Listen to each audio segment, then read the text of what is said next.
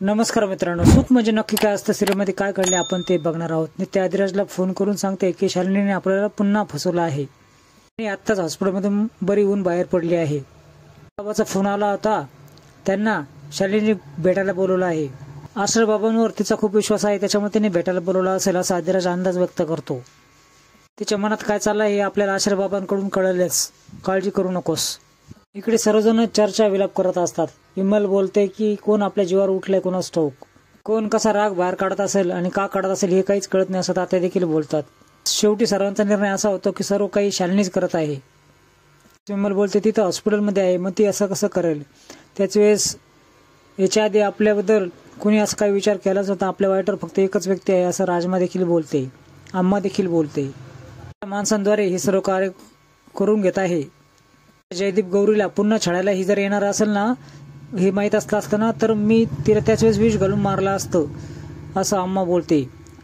त्याच वेळेस विमल असं का बोलताय असं बोलते. त्याच वेळेस तुम्हाला फक्त हातभरच माहिती आहे, पण खरं काय आहे ते मलाच माहिती आहे असं अम्मा बोलते. कारनामे सांगण्यासाठी ना अख्खा जन्म पुरायचा नाही, त्याचं नियोजन काही कळत नाही असं सावरी बोलते. काहीच कळत नाही. जयदीप इकडे जन्म घेतोय आमगावामध्ये, लहानाचा मोठा होतोय. त्या दोघांची गाठ पुण्यामध्ये होतीये आणि साता समुद्रावर असणारी शालिनी इकडे प्रोजेक्टच्या कामासाठी येते. हे सर्व असं काय घडतंय, सगळं देवीच घडवत आहे असं सावरी बोलते. योग देवीने जुळवून आणला आहे असं विमल बोलते. बोलते पुढे की शालिनीला तिच्या पापात शिक्षा मिळणारच आहे आणि ती देणार आहे आदिराज आणि नित्या. गाडी चालवत असतो आणि रोडमध्ये खीळ ठोकलेली पट्टी ठेवलेली असते. त्याच वेळेस जोगतीने येते आणि तो सगळा अपघात वाचवते आणि तुझी वाट चुकली आहे, दुसऱ्या वाटेने जा असं सांगते. जोगतीने नमस्कार करतो आणि दुसऱ्या वाटेने निघून जातो. इथे लवली आणि संत्या दरवाजा उघडण्यापासून रोखत असतात. आतमध्ये सोमाला बांधलेला असतं. त्याच्याच गुंड दार जोरात तोडून आतमध्ये येतात. एक गुंड कुऱ्हाड जोराने संत्या आणि लवलीच्या दिशेने उगारतो. तेवढ्यात पाठीमागून ईशान मास्क घालून येतो आणि थांबा म्हणतो. यांना तरफडून मारायचं आहे, यांना जाळायचं आहे आणि जळताना आदिराजला दाखवायचं आहे असं बोलतो. आदिराज तुम्हाला कसं वाचवतो हे आम्ही लांबून बघणार. गुंड सोमाला सोडवतात आणि लवली आणि संत्याला बांधून ठेवतात. आदिराज त्या ठिकाणी येतो. सोमा खूप घाबरतो, ईशान देखील घाबरतो. सर्व गुंडांना तो मारतो. ईशान पाठीमागून पळून जायला लागणार. त्याच वेळेस आदिराज पुन्हा त्याला आडवा जातो. सोमा रॉकेल लवली आणि संत्याच्या अंगावर ओततो आणि पेटवणार. तेवढ्यात त्याला म्हणतो तू ईशानला सोड. त्याच वेळेस आदिराज ईशानच्या डोक्यावरचा मास्क काढत असतो आणि लाज वाटते का असं विचारत असतो. मास्क काढण्याचा प्रयत्न करू नये म्हणून सोमा आदिराजला हाका मारतो आणि आग लावतो असं बोलतो. त्याच वेळेस ईशान तिथून पळून जातो. आदिराज खुर्चीवरचा एक बॉक्स घेऊन सोमनाथच्या दिशेने फेकतो आणि त्याचं लायटर खाली पडतं. त्याचा फायदा घेऊन ईशान आदिराजच्या पाठीमागं येऊन डोक्यात काठी मारतो. आदिराज खाली पडतो आणि ईशान तिथून पळून जातात. आणि संत्या आदिराजला मोठमोठ्याने उठ असं बोलतात, पण तो काय उठेना. आश्रय शालिनीकडे आलेला असतो, पण त्यांनी विचित्र ठिकाणी बोलवलेला असतो. आश्रय देखील विचारतो की एवढ्या विचित्र ठिकाणी का बोलवलंस, आडवाट्याला का बोलवलं आहेस. आडकाम आहे म्हणून आडवाट्याला बोलवलं आहे असं शालिनी बोलते. आदिराज आणि नित्याला संपवण्याचा मार्ग मला सांग असं शालिनी त्याला विचारते. आदिराज तुझा मित्र झालाय का असं ती त्याला विचारणा करते. आदिराजचं तुझं सख्य होतं ना, त्याच्यामुळे मी तुला विचारलं असं आश्रय बोलतो. हवं तसं मी तुला मार्ग देऊ शकतो जेणेकरून त्यांना मारू शकशील. शीर्ष नक्षत्रातील व्यक्तीच त्याला मारू शकतो असं तो नित्याविषयी बोलतो. त्याच वेळेस मृग शीर्ष नक्षत्र हे तू निर्माण केलेलं आहे असं शालिनी त्याला बोलते.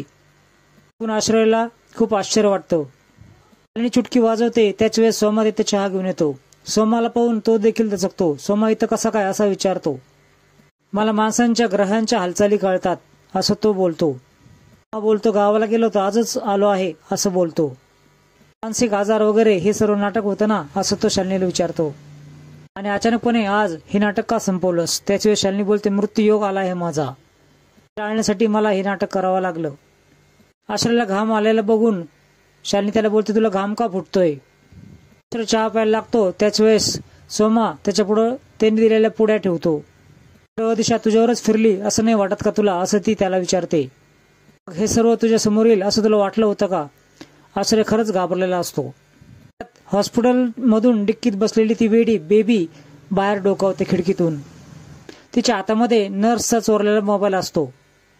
इकडे नित्या आदिराजला फोन लावण्याचा प्रयत्न करते आणि सांगते आदिराजला उठ असा जोरदाराने आवाज देत असतात. नाही तरी कमीत कमी नित्या मॅडमचा तरी विचार कर असं म्हणून त्याला उठवण्याचा प्रयत्न करतात, पण तो काय उठेना. आश्रयला नित्या कॉल करते. आश्रय देखील फोन उचलत नाही. एक ना एक दिवस ती वेळ येणारच होती आणि ती वेळ आलीच असं आश्रय बोलतो. पण तू माझ्यासाठी आली नाहीस हे तर खरं असं तो विचारतो. त्यानंतर खरंच आहे, मी तुला मारण्यासाठी येणारच नव्हते. अचानकपणे मृत्यू योग दिसला तुझा मला आणि म्हणून मी इथं आले. ती वेडी बाहेर येते आणि शूटिंग करू लागते. मला कळतंय की माझ्या भविष्याच्या मध्ये एक भिंत आल्यासारखी का वाटते मला. अगदी मला तुझाच विजय दिसत होता. नित्याचे गुण अनुकूल असताना, ग्रह अनुकूल असताना देखील तू जिंकत होतीस. त्या मृत्यूनंतरच मी कसं काय बघू शकतो ना असं तो शालिनीला उत्तर देतो. हे सर्व असं ते आश्रयाला विचारते. सर्वात जास्त विश्वास मी तुझ्यावर ठेवला, जास्तीत जास्त पैसा ओतला का तू त्यांच्या बाजूने गेलास. विश्वास ठेवला मी तुझ्यावर.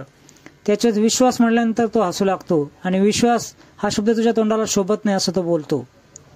विश्वास असताना तू सारं तुझ्या घरदाराला संपवलं. ते सोड रे, तू तर चक्क तुझ्या नवऱ्याला देखील मारलं. त्यांनी काय केलं होतं तुझं. विविध प्रश्न तो शालिनीला करू लागला. आदिराज आणि नित्याला देखील तू मारलं. तेवढ्यात ती त्याला थांबवते आणि जयदीप गौरी बोलायचं. हो मला माहित आहे तो जयदीप आहे आणि ती गौरी आहे, पण हे त्यांना माहित नाही, ते बेसावध आहेत असं शालिनी बोलते.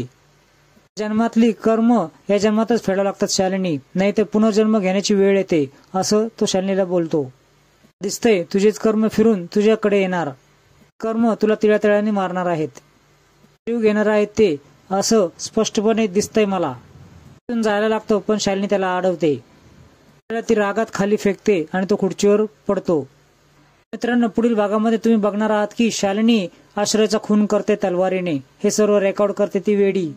त्या आश्रयाला कॉल करते. तो कॉल शालिनी उचलते. आश्रय कुठे आहे असं ती विचारल्यानंतर शालिनी बोलते की तुला जर तो जिवंत पाहिजे असेल ना तर मी सांगितलेल्या पत्त्यावर तू ये. शालिनीने आश्रयला तलवार खुपसून झाडाखाली ठेवलेला असतं. त्यावेळेस नित्य तिथे येते. उपसलेली तलवार बाहेर काढते. तितक्यात काही बायका आणि काही पुरुष तिथे येतात आणि खून असं ओरडतात. आदिराज घरी येतो. त्याला सांगतात की सुनबाईला अटक झाली आहे. काय झालं असं आदिराज धक्क्याने विचारतो. तर खून केला आहे त्यांनी असं तात्या बोलतात. कुणाचं बोलल्यानंतर तात्या बोलतात की आश्रय बाबाचा. त्याला अटक झालेली असते. तर मित्रांनो, असेच नवीन अपडेट्स बघण्यासाठी चॅनल सबस्क्राईब करा, बेल आयकॉन दाबा, व्हिडिओ